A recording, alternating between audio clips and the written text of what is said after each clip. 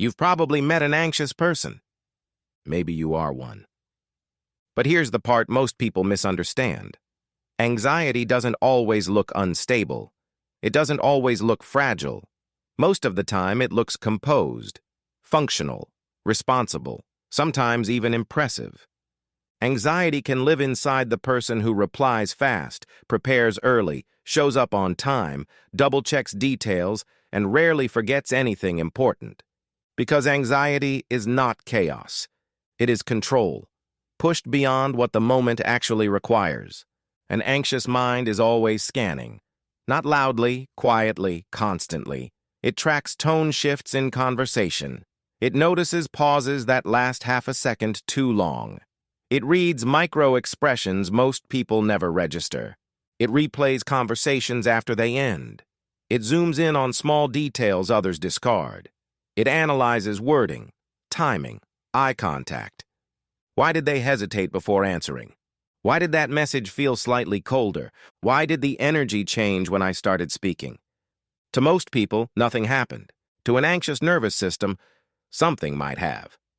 And might is enough to activate the alarm. Here's what anxiety does exceptionally well. It fills gaps. If there is silence, it writes a story. If there is ambiguity, it predicts an outcome. If there is uncertainty, it prepares for threat. And the predicted outcome is rarely generous. They're upset.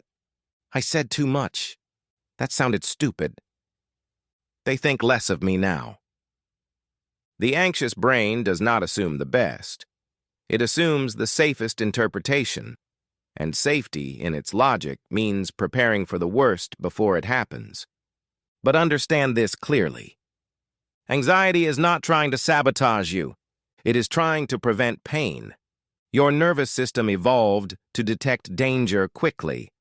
Thousands of years ago, that meant predators, storms, physical threats.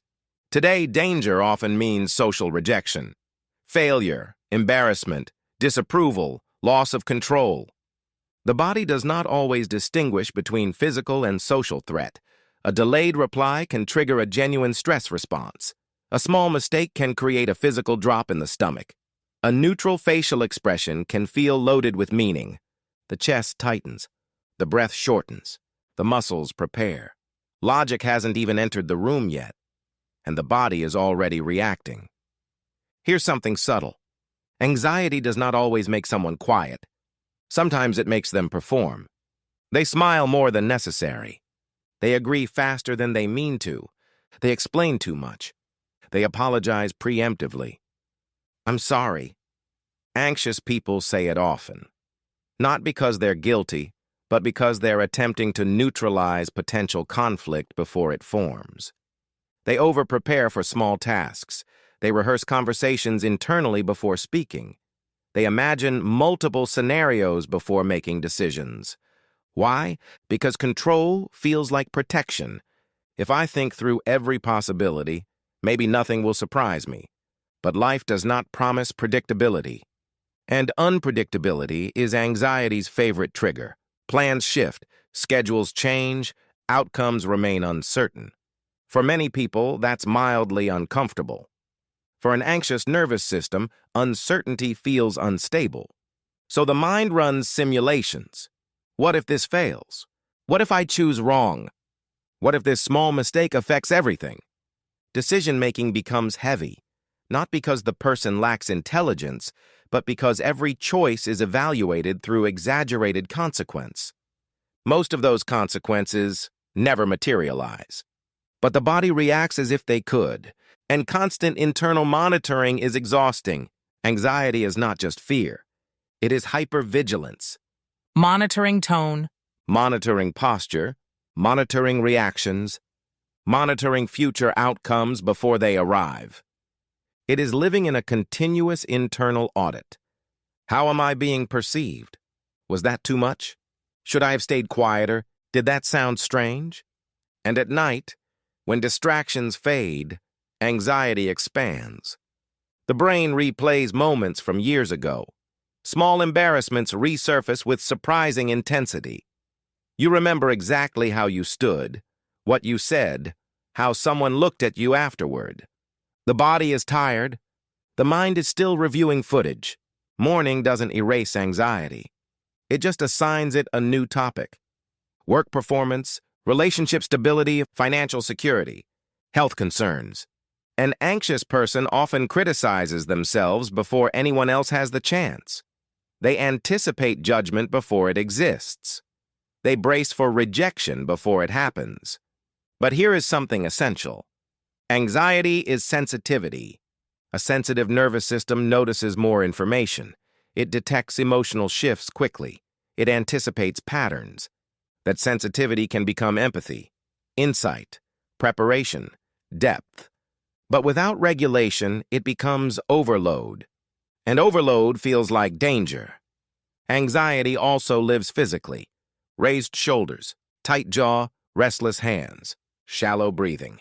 When breathing becomes shallow, the brain interprets it as threat. The brain then searches for evidence to justify the signal.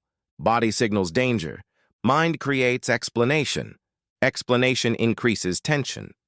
Tension reinforces the body. This is how anxiety sustains itself, not through weakness, but through feedback loops. And here is the turning point. The goal is not to eliminate anxiety completely. The goal is to reduce its authority. Anxiety can speak, but it does not have to decide. Bravery for an anxious person is not calm confidence. It is action while discomfort exists. It is sending the message while your chest feels tight. It is speaking while your voice feels slightly unstable. It is making a decision without full certainty. Courage is movement with anxiety present, not waiting for anxiety to disappear. And something powerful happens when you stay instead of escape. Anxiety rises like a wave.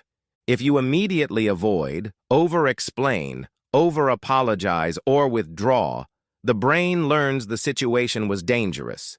But if you remain present, even while uncomfortable, the nervous system recalibrates. It learns. This sensation is intense, but it is survivable. Breathing deepens slightly.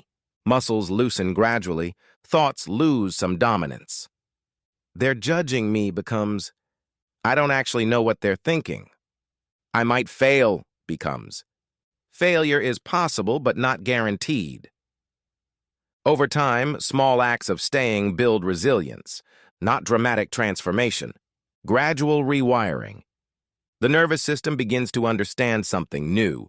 Not every alarm means fire. Not every silence means rejection. Not every mistake means catastrophe. And this is where anxiety transforms. The same system that once created overthinking can create awareness. The same sensitivity that once created fear can create perception. When regulated, that sensitivity becomes strength. Because anxious people often care deeply. They think ahead. They notice subtle emotional shifts. They prepare thoughtfully. They consider consequences. That is not weakness. That is depth. Misdirected, but powerful. So if you recognize yourself here, understand this clearly. You are not broken. Your system is overprotective, and overprotective systems can be retrained. Anxiety may still visit. It may still whisper worst-case scenarios. It may still tighten your chest occasionally. But it does not get to control your behavior unless you let it. You can feel fear and still act. You can feel uncertainty and still choose. You can feel discomfort and still remain. And sometimes the strongest behavior is not eliminating anxiety. It is standing steady while it speaks. Anxiety may be loud, but it does not get the final word.